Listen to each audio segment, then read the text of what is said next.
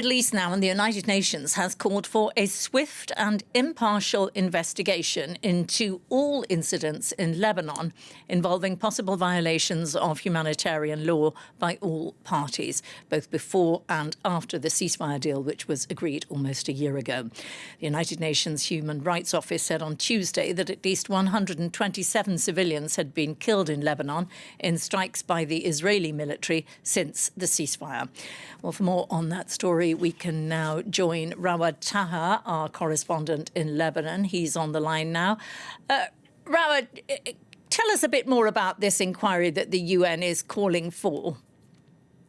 So in particular, Lebanon has filed a number of complaints in front of the United Nations Security Council, as well as in Geneva, where the United Nations Human Rights Committee is. So we've seen numerous violations by the Israeli army over the course of the past year to the ceasefire in Lebanon, including an attack on the Palestinian refugee camp in Ain al-Hilwa, which resulted in the death of at least 13 people just a couple of days ago.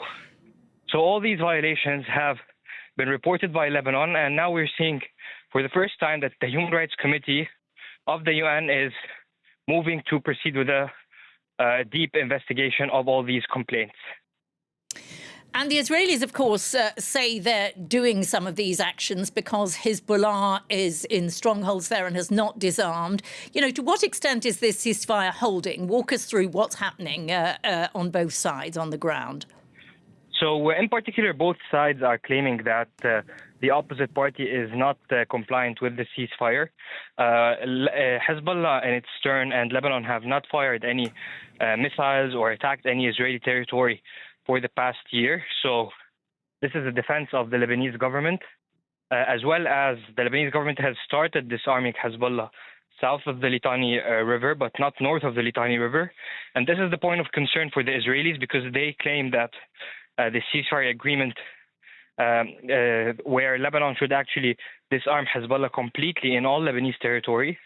So each side is seeing that neither of the different parties is actually compliant with what's going on and with the reality on the ground. So indeed, it is a very fragile ceasefire at the moment, especially with the latest attack by Israel on the capital of Beirut only 2 days ago, when they assassinated a senior Hezbollah military official. So we've seen an escalatory trend over the past few weeks, concluding with that airstrike which I just mentioned. And everyone here is waiting to see how the next few weeks will continue, especially that we are nearing almost the 1-year anniversary of this ceasefire only over the next 2 days. OK, well, we're out of time. Thanks very much, Rawad Taha, speaking to us from Lebanon on that call by the UN for an independent investigation into violations on both sides. To the